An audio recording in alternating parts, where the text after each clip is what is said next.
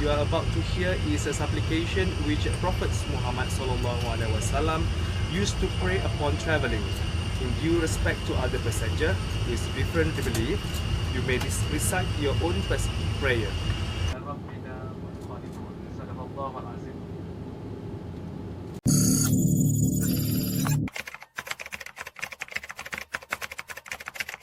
Pada tahun 2015, sebuah syarikat penerbangan tempatan Ryanair Air membuat kemunculan sulungnya sebaris dengan syarikat penerbangan yang lain. Mencatat sejarah sebagai syarikat penerbangan pertama di Malaysia yang beroperasi berlandaskan patuh syariah, Ryanair Air membuat kelainan apabila menetapkan kru kabin beragama Islam diwajibkan menutup aurat selain mengenakan polisi tiada alkohol dan menyediakan makanan halal serta membaca doa sebelum berlepas. Ryanair Air ditubuhkan oleh Ravi Alexandran dan isterinya Kartiyani Govindan. Kedua-duanya berwarga negara Malaysia berketurunan India. Nama Ryanair digabungkan nama pertama pengasas ini, Ryanair Air Sdn Bhd, yang dijangkakan memulakan operasinya di lapangan terbang antarabangsa Melaka, Batu Berendam, Melaka pada Januari 2016.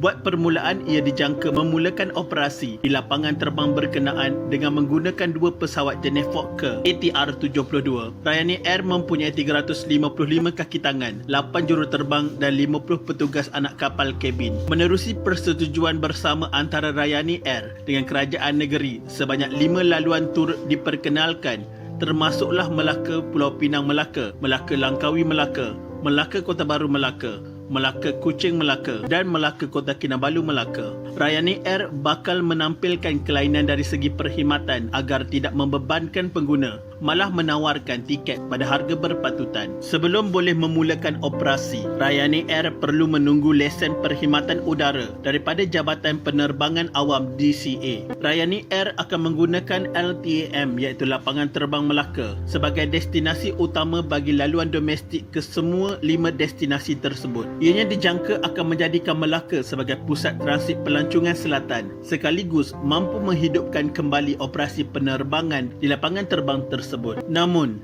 secara tiba-tiba, syarikat penerbangan itu menukar pangkalannya ke lapangan terbang antarabangsa Langkawi untuk menarik pelancong ke Pulau Peranginan itu. Sebelumnya dikabarkan bahawa Ryanair Air akan dilancarkan sebagai syarikat penerbangan tambang rendah. Namun, syarikat penerbangan itu secara rasmi meletakkan dirinya sebagai syarikat penerbangan perkhidmatan penuh pada bulan Disember 2015. Dengan imej korporat yang baru setelah pertukaran pengurusan, Ryanair Air akan beroperasi menggunakan rangkaian pesawat B737-400. Kru kabin wanita mengenakan tudung hampir sama dengan kru kabin penerbangan jemaah haji untuk pesawat mas dan tabung haji. Ryanair Air memberi jaminan akan terus mendapatkan komposisi terbaik dalam meneruskan misi mereka kekal dalam syariah Islam.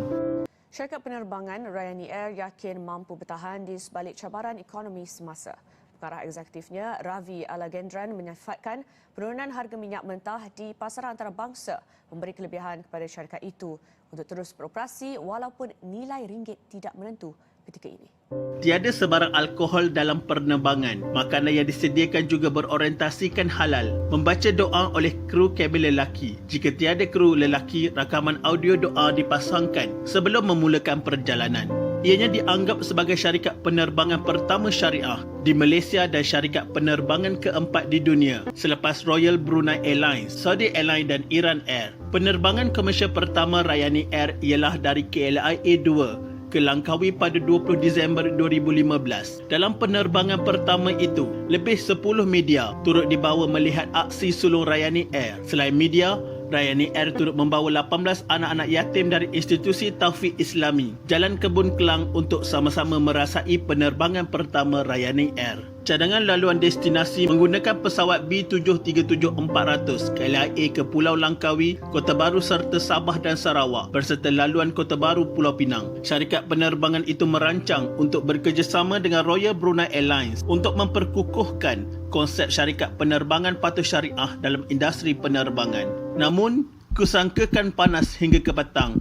Rupanya hujan di tengah hari. Pada 9 Februari 2016, penerbangan Ryanair Air RN180 yang dijadualkan untuk berlepas dari lapangan terbang antarabangsa Kuala Lumpur 2 dibatalkan kerana cermin depan kokpit yang rosak. Keesokan harinya, syarikat penerbangan itu mengeluarkan kenyataan media yang meminta maaf atas pembatalan penerbangan dan mengaitkan cermin depan yang hancur dengan penerbangan malam sebelumnya.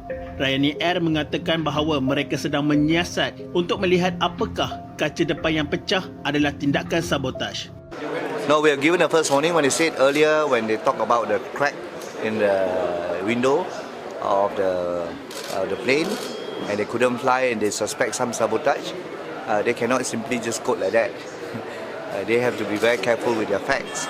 They cannot say quoting that is somebody sabotage. It is airline. You know, if it is a normal actually for a plane window to face some crack, but you cannot jump to conclusion that it is sabotage. Tidak cukup dengan itu, pada bulan Mac 2016, Ryanair menghadapi beberapa masalah dan banyak aduan yang diketengahkan oleh beberapa media. Penumpang mengadu bahawa syarikat penerbangan itu sering menjadualkan semula penerbangan, selalunya sehingga 13 jam kemudian. Syarikat penerbangan itu juga sering membatalkan penerbangan tanpa notis awal dan tanpa pampasan atau bantuan kepada penumpang yang terjejas. Dilaporkan bahawa juruterbang enggan terbang kerana keadaan pesawat yang buruk. Ahli politik Lau Weng San mengkritik syarikat penerbangan itu kerana menggunakan tulisan tangan untuk mencipta pas masuk yang menimbulkan ancaman keselamatan bagi industri penerbangan. Ini menyebabkan Menteri Pengangkutan ketika itu, Datuk Seri Liew Tiong Lai, menyatakan bahawa syarikat penerbangan itu akan disiasat dan digantung jika perlu. Sementara itu, Tun Dr. Mahathir Mohamad telah mengkritik di sebuah portal yang mendakwa konsep patuh syariah yang diperkenalkan Ryanair hanyalah untuk mendapatkan keuntungan dengan menggunakan agama Islam semata-mata. Tegas Tun Mahathir, syarikat penerbangan Malaysian Airlines System Berhad MAS juga tidak perlu mengikut jejak langkah penerbangan itu yang memperkenalkan konsep tersebut. Pada 9 April 2016, Ryanair menghentikan sementara semua operasi sehingga diberitahu kelak dalam pengumuman yang dibuat oleh pengasasnya. Pada 11 April 2016, Ryanair secara rasmi ditangguhkan selama 3 bulan. Sub-Regulation 87, Bracket 1 of the Civil Aviation Regulation 1996, DCA hereby provisionally suspend Ryanair Air Operator Certificate AOC number 54 issued under Regulation 24 of the Civil Aviation Regulation 1986 for a period of 3 months. Suruhanjaya Penerbangan Malaysia mengumumkan dalam satu kenyataan pada 13 Jun 2016 bahawa lesen Ryanair telah dicabut dengan mengatakan bahawa ia telah melanggar syarat-syarat lesennya dan tidak mempunyai kemampuan keuangan dan pengurusan untuk terus beroperasi sebagai syarikat penerbangan komersial. Maka berakhirlah riwayat syarikat penerbangan ini. Meneliti dari segi keupayaan sesuatu badan yang minta lesen itu dari segi kapital dia dan kepakaran dia dan sebagainya. Dan saya percaya ini memang diteliti oleh pihak yang berkuasa. Tapi kadang-kadang itu ada juga terlepas pandang. Jadi umpamanya macam Ryanair ni lah. Mereka nampak sendiri tak layak. Saya jumpa dengan juruterbang dia dapati dia tak dapat gaji. Walau bagaimanapun, jangan disangka mereka telah tersungkur. Ryanair dikabarkan bakal kembali beroperasi pada tahun 2020. Pengumuman itu dibuat oleh Ketua Pegawai Eksekutif CEO syarikat itu, Ravi Alexandra Abdullah, menerusi laman Facebooknya. Menurut Ravi, Ryanair bukan sahaja akan kembali, malah akan turut dikenali dengan wajah baru. Tambahnya lagi, syarikat penerbangan itu masih menggunakan konsep patuh syariah. Tetapi, Kementerian Pengangkutan mengesahkan tidak menerima sebarang permohonan daripada syarikat penerbangan Ryanair untuk kembali beroperasi.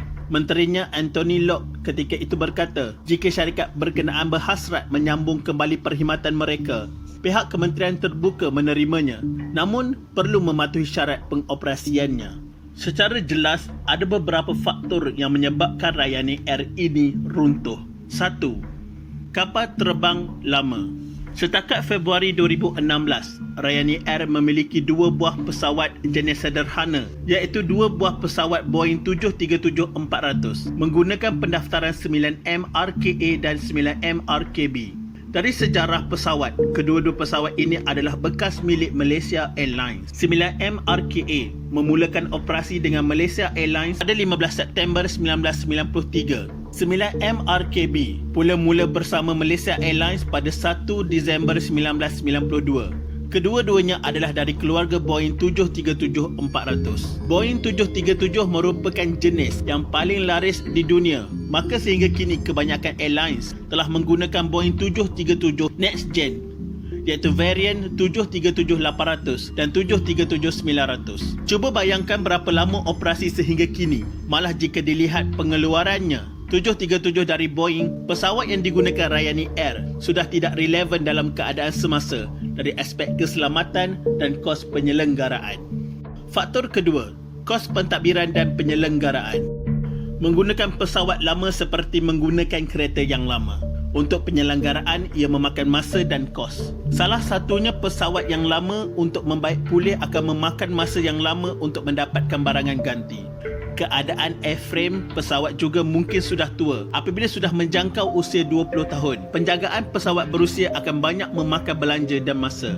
Bagi sesebuah airlines yang baru mula bertapak, modal permulaan bukanlah sesuatu yang boleh menampung semua ini. Bagi mengelakkan kerugian, maka keuangan dari bahagian lain mungkin akan digunakan. Kekangan keuangan mula melanda. Faktor yang ketiga, mogok pekerja.